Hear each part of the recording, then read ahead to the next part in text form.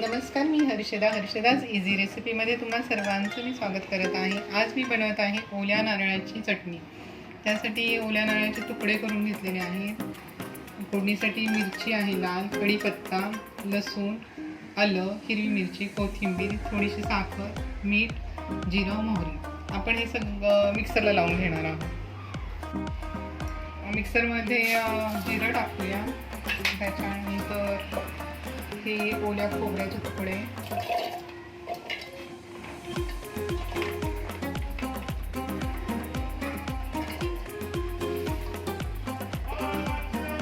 लसूण, आलं, कोथिंबीर, हिरवी मिरचीचे काप,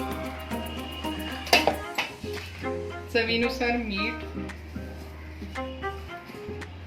थोडीशी साखर, हे आपण सगळं मिक्सरला लावून घेणार आहोत। आपण ह्याचा बारीक करून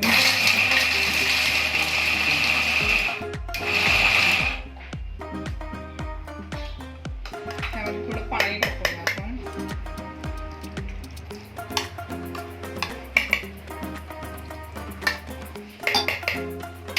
आणि हे सर्व आपण चांगलं बारीक करून घेणार आहोत। हे असं छान बारीक झालं आहे। आपण ते आता एका बाउलमध्ये काढून घेऊया।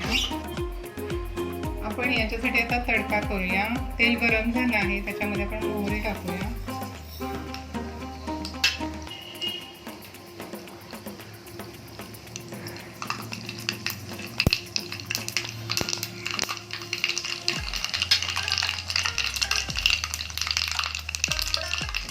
मोहरी तडतडली किंवा त्यामध्ये जिरं टाकूया, थोडंसं चिमूटभर हिंग। मोहरी आणि जिरं चांगलं तडतडलं किंवा त्यामध्ये आपण लाल सुक्या मिरच्या टाकणार आहोत आणि कढीपत्ता टाकणार आहोत। ते चांगलं तडतडून द्यायचं आहे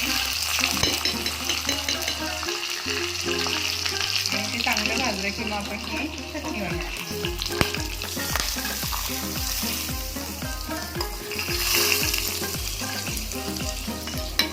अशा प्रकारे तयार झाली आपली ओल्या नारळाची चटणी। हीच चटणी तुम्ही इडली सोबत आणि डोशासोबत खाऊ शकता। माझी ही रेसिपी तुम्हाला आवडली असेल तर हर्षदाज इझी रेसिपीला लाईक करा, शेअर करा आणि सबस्क्राईब करा। Thank you for watching.